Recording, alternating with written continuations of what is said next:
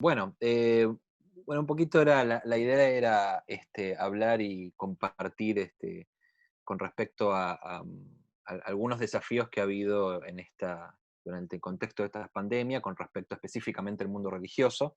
Entonces, un poco es eh, complejizar y tratar digamos, algunos detalles y limitaciones y fronteras particulares que ha tenido todo este asunto. Como vemos en el contexto de pandemia eh, y de todo el proceso de la aplicación de políticas públicas sanitarias en este contexto, en el campo religioso en particular, ha tenido que ver específicamente el punto más importante con la restricción de prácticas litúrgicas, con espacios de reunión e inclusive en algunas estadísticas y en algunos análisis se plantea que los espacios litúrgicos son de los espacios con más posibilidades de hacer circulación del virus, y eso ha habido inclusive en algunos países, algunos epicentros en lugares religiosos, ¿no? Y es interesante en este contexto, digamos, las distintas como reacciones que ha habido de parte del propio mundo religioso, ¿no? Entonces, por un lado, algunas religiones han tenido dificultades, porque, por ejemplo, todo el tema de la restricción de liturgias, de momentos de ritualidad y demás, ha implicado, digamos, el corazón mismo o, digamos, la restricción misma del corazón de sus ritualidades, porque no pueden comprender o no pueden hacer sus ritualidades sin la corporalidad y sin el encuentro. En otros contextos como el cristiano, por ejemplo, el debate ha ido más de la mano de, bueno, esto lo podemos sobrellevar porque en el contexto cristiano la iglesia no es el templo, sino es la comunión entre los creyentes. Entonces ahí la virtualidad es una posible dimensión, pero también eso suscitó todo un debate teológico inclusive. Y también ha habido también religiones y algunas voces de religiosas que comenzaron a plantear el tema de hasta qué punto, digamos, el Estado podía llegar a restringir o no.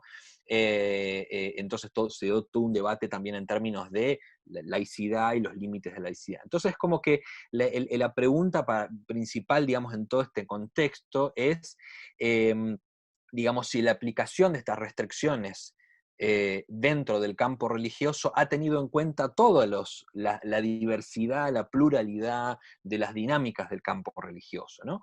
Entonces, bueno, esto es un poquito lo que pretendía como para dar de introducción general, y acá quería hacer un par de preguntas, que en este caso presento a Jimene, y la primera pregunta, después yo también puedo comentarla, la primera pregunta que tenía para hacer en este contexto es, bueno, ¿cómo ha afectado digamos, este conjunto de políticas sanitarias a las prácticas espirituales y religiosas dentro de las comunidades, en este caso tuya, Jimene, con respecto a la pandemia y a las restricciones sanitarias? ¿Ha tenido, en cómo les ha afectado específicamente a las prácticas religiosas y espirituales dentro de tu comunidad? Muchas gracias, Nico. Eh, Siempre con este tema tan interesante y poco abordado.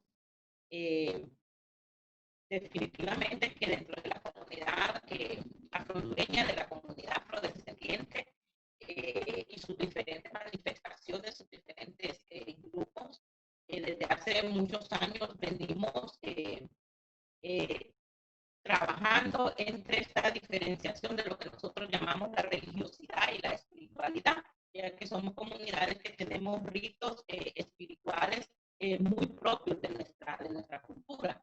Sin embargo, vivimos con estos ritos, son parte se enseñan desde que está en la casa, eso es parte de la enseñanza o de la transferencia cultural que se hace desde la casa, pero cada familia, cada persona es libre de pertenecer o afiliarse a cualquier religión que desee.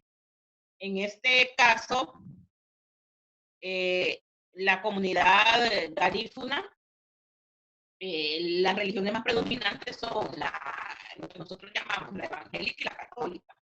Y allí, pues sí han habido muchas restricciones, sobre todo en las comunidades.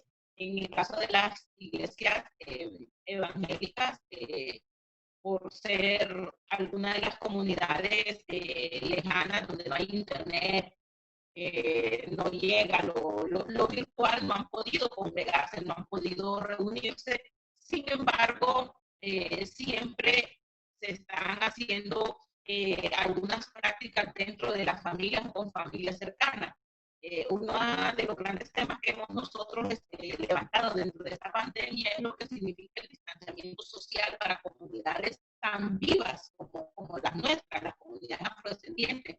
Estamos acostumbradas a los gestos, a los abrazos, a platicar, a reunirse en la comunidad a cierta hora del día, sobre todo en la tarde, los más mayores para comentar temas o simplemente para hacer algún tipo de juego colectivo, todo lo relacionado con las mujeres en los grupos de danza, ¿verdad? Todo esto, pues, para ir pasando al distanciamiento social ha ido tomando un poco de tiempo y el tema religioso no se ha quedado atrás. Pero sin embargo, las familias, algunas practican, se juntan los vecinos de una a dos casas, rezan su rosario, ¿verdad? O si son de la religión evangélica, hacen su grupo de crecimiento con su familia y con los vecinos. Han buscado, sobre todo recientemente, esta manera de continuar en la vida con esta práctica religiosa. Y como sea, el tema de la pandemia te toca la esencia humana y a muchos los ha puesto a pensar realmente que es tan importante tener a Dios en la vida, ¿verdad? Entonces, en la casa, los jóvenes que normalmente no van a ir a un culto, no van a ir a la iglesia, ¿verdad? Estando en la casa, tienen que estar escuchando el rosario que van a hacer, sobre todo las abuelas y las madres, ¿verdad? Y en algún momento ya comienzan como a guardar silencio, ¿verdad? Para escuchar ese momento. Eso es un poco en la parte, como en la parte más religiosa, pero sí ha afectado y sabemos también cómo se mueven las iglesias, el tema de los diezmos, el tema de las colectas, el tema de servir. Por ejemplo, hay una pastoral garífuna dentro de la iglesia católica.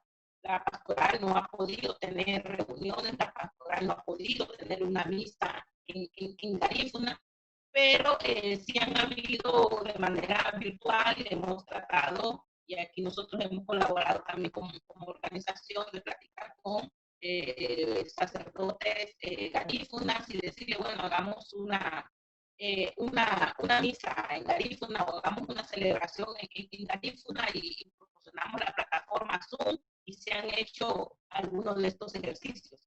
Esto es en el campo religioso. Pero por otro lado, Nico, está el impacto en lo espiritual. Y este impacto en lo espiritual es cómo la pandemia afecta en el caso de las muertes, por ejemplo. Cuando tenemos un muerto ahora en la comunidad, como ya no podemos hacer nuestra forma tradicional de velatorio, hay que enterrarlo rápido. Hay que enterrarlo justo en el tiempo que las autoridades dicen que hay que hacerlo, pero tampoco hemos podido estar haciendo como este ritual que como comunidad hacemos para poder ayudar a esta persona, ¿verdad? O tributar a esta persona que ya murió, pues lo necesario para que pueda trascender al mundo ya espiritual, ¿verdad? O como nosotros decimos, que pueda pues, trascender al Seiri, que es donde, pues según nuestra cultura, ¿verdad? Se encuentran todas nuestras almas. Ritos espirituales como Dukú, como Chukú, que se hacen en nuestras comunidades y aglutinan a 2, 3, 4 familias, no lo podemos hacer, ¿verdad? Porque no es permitido la reunión todavía de muchas personas y eso tiene implicaciones porque creemos que mientras no cumplamos con estos rituales, pues ese espíritu, esos seres de luz que están requiriendo esta, este momento, pues no, todavía están vagando, no están contentos. Entonces tenemos que buscar también maneras en nuestras casas de estar en contacto con nuestros ancestros y nuestras ancestras. No, me pareció sumamente interesante, Jimene, tus comentarios.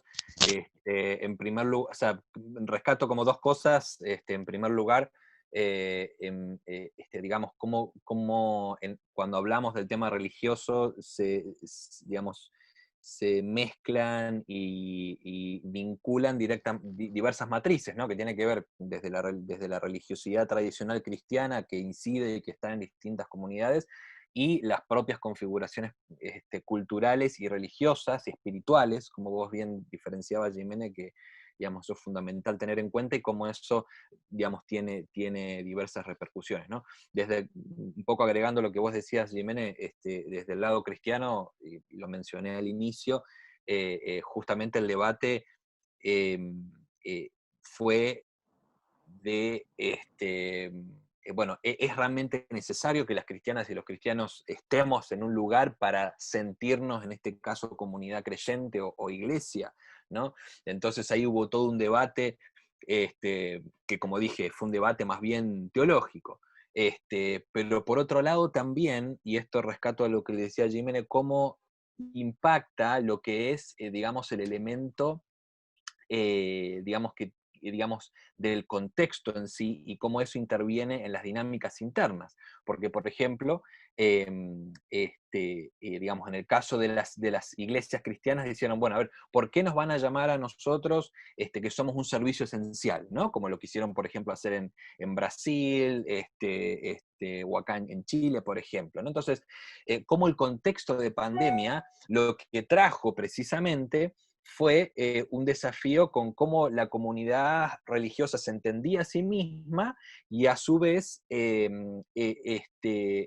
digamos, en su vinculación con lo social, ¿no? Entonces, yo creo que también esto, rescatando lo que decía Jiménez, es importante tener en cuenta para profundizar sobre estas imbricaciones que hay entre el contexto social religioso. No es un elemento aislado, que lo religioso no es un sector, digamos, que está por fuera de los límites de las políticas públicas. De hecho, en muchos gobiernos ha sido un desafío volver a ver cómo confrontamos y cómo afrontamos el tema de las religiones. ¿Es realmente suficiente decir, bueno, no se hace ningún tipo de práctica, digamos, ritual, ni se reúnen y listo? Entonces, por ejemplo, en nuestro caso como GEMRIP, hace un par de meses atrás sacamos un material en conjunto con un cuerpo interreligioso, de cómo desarrollar instancias litúrgicas para despedidas, y para acompañamientos de personas, digamos, hospitalizadas, y también para lo que son rituales funerarios, ¿no? Y no había ninguna herramienta con respecto a eso. Entonces, esto es interesante ver esas implicaciones. Y en este sentido, Jiménez, la otra pregunta, también para pensar, partiendo de estos elementos que identificamos, la cuestión sería en cómo podemos pensar, digamos, a futuro, en vista de que el contexto de pandemia se extiende, y las políticas públicas también se van resignificando y cambiando. O sea, ¿qué sugerencias podemos hacer desde las especificidades de nuestros contextos, de las religiones a las que pertenecemos y a las que también conocemos, en vistas a futuro, ¿no? ¿Qué recomendaciones podríamos dar?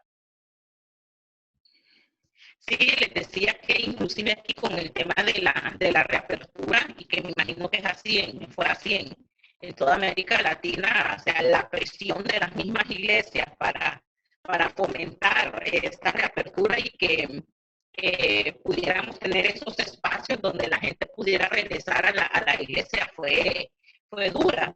Entonces, cuando empezamos a hacer como estos experimentos, y se empezaron a abrir las iglesias, lo que se notó es que habían pastores más que salieron positivos de COVID.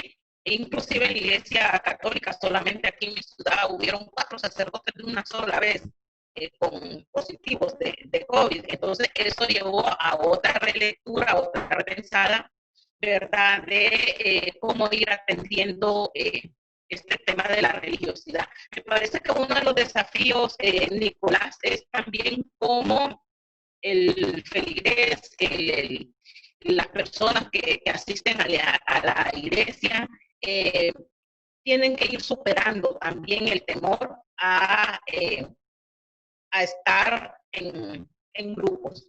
Yo conozco mucha gente, sobre todo personas de mediana edad, que son muy religiosas, pero me dicen que tienen miedo, que mientras no se garantice realmente, cuando escuchen que los índices están bajando, para ellos va a ser muy difícil regresar a las iglesias, que prefieren en todo caso continuar teniendo servicios a través de internet, a través de las radios, que también en las radios han sido de mucha utilidad.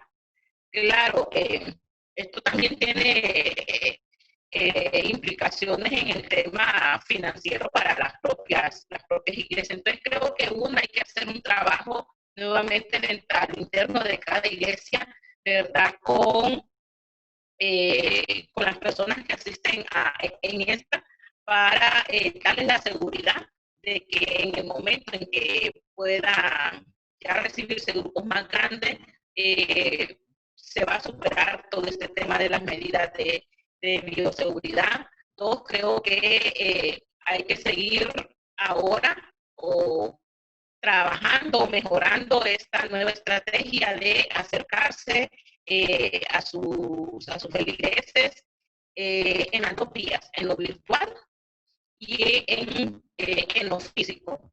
Y aquí un poco también, porque recordemos que todo el tema de las iglesias no pasa solamente por el servicio que es 1 o 2 días determinados, sino que pasa por todos estos otros grupos de oración, grupos de jóvenes, grupos de crecimiento, llámese catequesis, llámese reuniones de jóvenes. En el caso, eh, mi familia es católica, mis sobrinas son miembros activas del grupo de jóvenes, y ellas están todas las semanas tratando de hacer actividades en lo virtual, sean videos, sean reuniones con los jóvenes, pero también han visto cómo ha ido disminuyendo la cantidad de jóvenes que estaban conectados. Entonces eso implica un desafío también de cómo mantener viva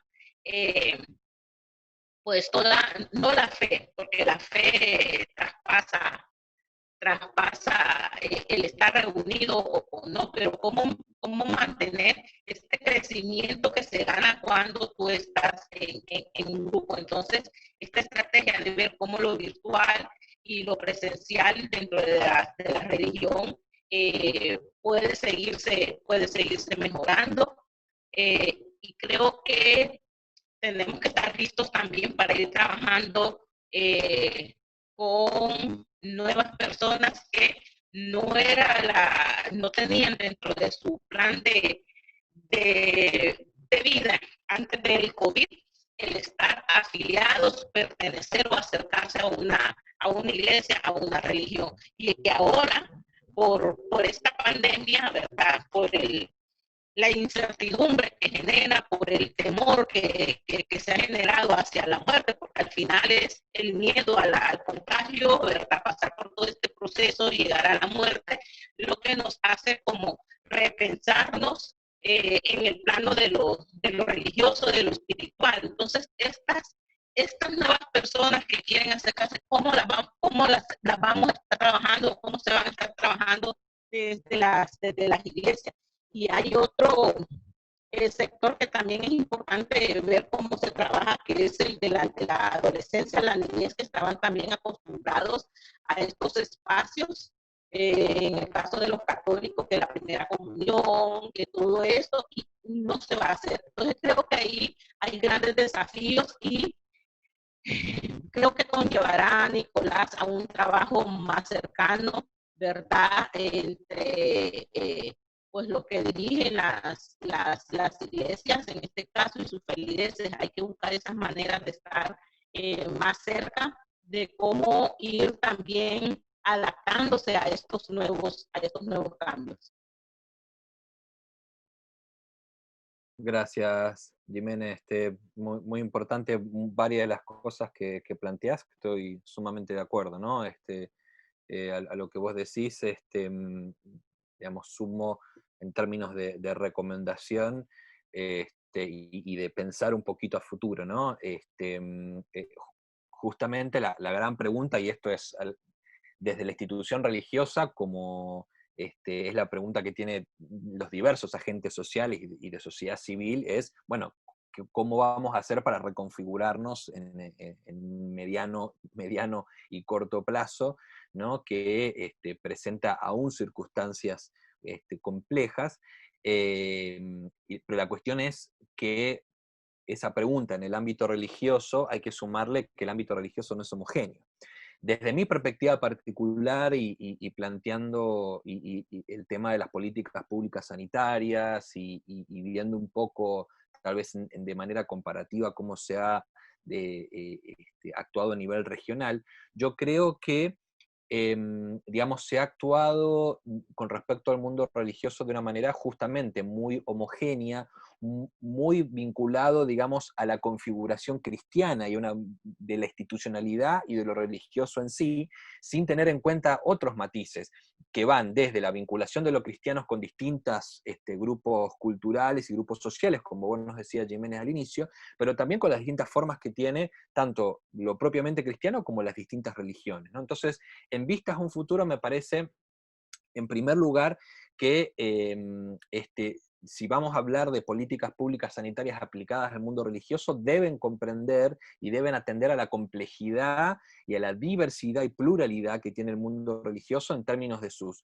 configuraciones institucionales, en términos de sus instancias de configuración también cosmovisional y demás, ¿no? Entonces eso por un lado. Yo sé que esto es una tarea sumamente compleja, pero acá viene el segundo elemento, que creo precisamente que está vinculado a lo que, o al menos por lo que yo tengo rastreado, muy pocos estados han hecho, de tener un espacio de diálogo abierto con diversos representantes religiosos en sus países, ¿no? Entonces, en algunos casos vemos que, por ejemplo, son las oficinas de asuntos religiosos o digamos, directamente medidas directas de parte de ciertos estados, sin considerar, o al menos sin tener una apertura abierta, o una convocatoria, perdón, abierta a representantes de distintas agrupaciones religiosas. Y acá pongo en tercer lugar, que también lo saco de lo que vos decías, Jiménez, que es que, a ver, cuando hablamos de lo religioso, no hablamos solamente de comunidades religiosas o comunidades de fe, hablamos de un conjunto de instituciones que van por organizaciones religiosas, lo que se llama organizaciones basadas en la fe, lo que tienen que ver con redes, lo que tienen que ver con movimientos sociales, con agrupaciones poblacionales, como vos decías, con niñez, con mujeres, con ancianos y ancianas. O sea, el mundo religioso abarca todo ese tipo de configuraciones identitarias. Entonces, eso también hace a la complejidad del abordaje del tema. Es un desafío que también tienen que tener tienen los estados y que, aunque es complejo, yo creo que es posible también abordar. ¿Sí? Así que eso, digamos, al menos dejaría en términos para seguir debatiendo y reflexionando a futuro.